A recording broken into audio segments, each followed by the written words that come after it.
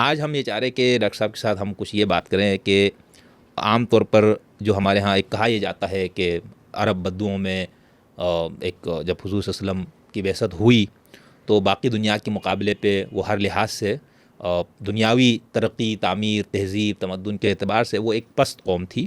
لیکن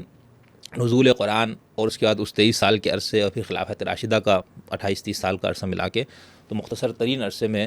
نہ صرف ان کو بہت عروج ملا ہر لحاظ سے، بلکہ اسی قوم اور اسی مذہب کے ماننے والوں نے دنیا میں ایک پوری تہذیب کو جنم دیا، اور پھر علمی، فکری، سیاسی ہر طرح سے ایک تہذیبی غلبہ حاصل ہوا۔ لیکن پھر ہم یہ دیکھتے ہیں کہ وہ کچھ صدیوں کے بعد وہ زوال پذیر ہوئی، وہ تہذیب کہیں، وہ پھر پورا عسکری اور سیاسی غلبہ تھا، وہ پھر علمی زوال بھی۔ تو ہمارے ہاں مختلف مفکرین اہل علم اس پہ نوحہ کناں رہتے ہیں، اسباب اور وجوہات تلاش کرتے ہیں، تشخیص، پھر اس تشخیص کے بعد اس مرض کا حل بھی دینے کی کوشش کرتے ہیں۔ تو اس میں ہم اپنی ہسٹری میں دیکھیں تو بہت سے ایسے علماء اہل علم گزرے، ان میں سے ہم کچھ لوگوں کو یہ دیکھتے ہیں کہ وہ کہتے ہیں کہ زوال کی ایک بنیادی وجہ یہ ہے کہ ہم نے جو قرون اولیٰ میں جو کچھ طریقہ تھا فہم کا، دین کو لینے کا، ان سب چیزوں کا، اس کو چھوڑ دیا، اور بعد میں جب یونانی فلسفہ اور ان سب کے ساتھ باقی مذاہب کے ساتھ مسلمانوں کا ایک ربط قائم ہوا، تو اس کے بعد پھر تشریح اور تعبیر کا ایک نیا زاویہ سامنے آیا،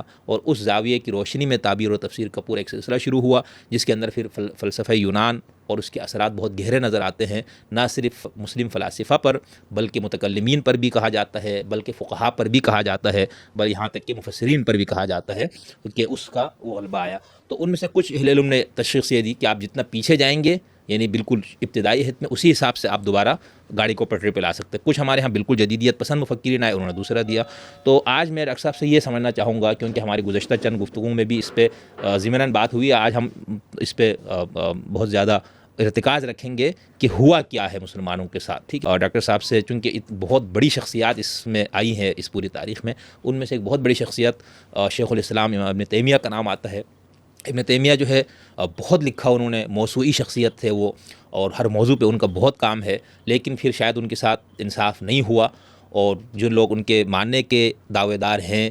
انہوں نے بھی شاید ان کے ساتھ انصاف نہیں کیا، اور ان کے ناقدین کے ساتھ بھی، ناقدین نے بھی۔ تو آج ہم پھر اسی زمین میں انشاءاللہ شیخ الاسلام اور ان کی فکر پہ بھی تھوڑی سی بات کریں گے۔ ڈاکٹر صاحب بہت شکریہ۔